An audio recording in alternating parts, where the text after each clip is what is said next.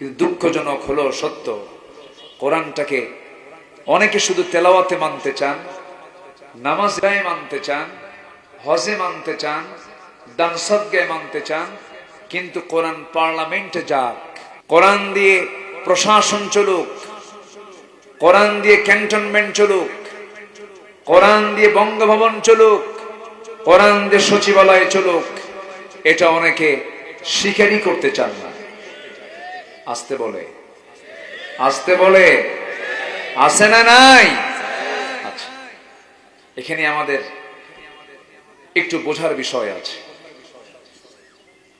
অনেকে ভাবেন আমি ইসলামটাকে ব্যক্তিগত জীবনে ভাববো, মানবো, এটাকে আবার রাজনীতির ফিল্ডে নিয়ে আসতে হবে কেন? এটা কিন্তু একটা কনসেপ্ট, একটা চিন্তা অনেকের।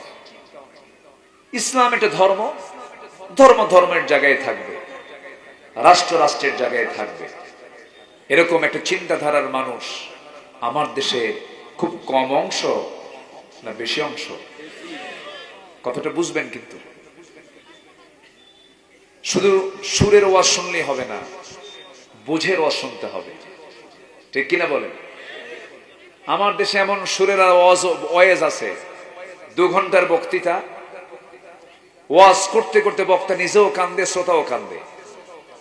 ওয়াজের পরে যখন বলা হলো ওয়াজ শুনলেন, বুঝলেন কি? কানলাম তো ঠিকই, বুঝি নাই কিছু, তাহলে তো হলো না।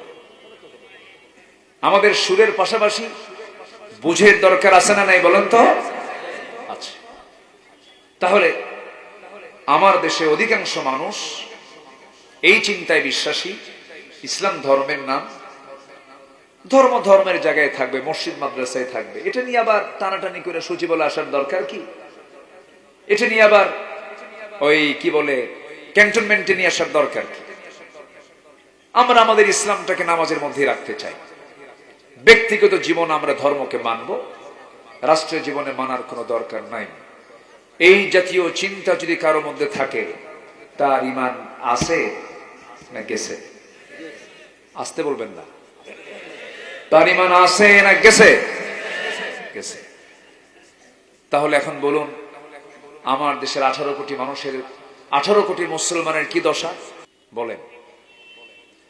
কেউ সেকুলারে বিশ্বাসী, কেউ ন্যাশনালিজমে বিশ্বাসী, কেউ ক্যাপিটালিজমে বিশ্বাসী, কেউ সোশিয়ালিজমে বিশ্বাসী।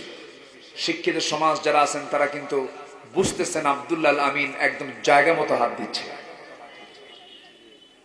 যারা শিক্ষিত সমাজ তারা কিন্তু টের পাচ্ছেন, আপনি আমাকে ফাঁকি দিতে পারেন, মাওলানাকে ফাঁকি দিতে পারেন, সমাজকে ফাঁকি দিতে পারেন, মানুষকে ফাঁকি দিতে পারেন, কিন্তু কথার মান পেঁচে চিন্তা চেতনায় আপনি আল্লাহকে ফাঁকি দিতে পারেন না।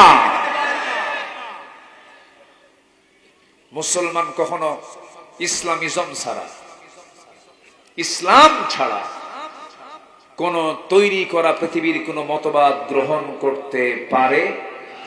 আসতে বলবেন না, পারে? আমার দেশে ইসলামী দল ছাড়া আরো দল আছে না নাই? ওরা কোনোদিন কি ইসলাম চাবে? আসতে তারা কি চাবে কখনো? যারা ইসলাম চাবে না তাদের সাথে কি মুসলমান যেতে পারে? এগুলো বললেই তো আমরা দোষী হই,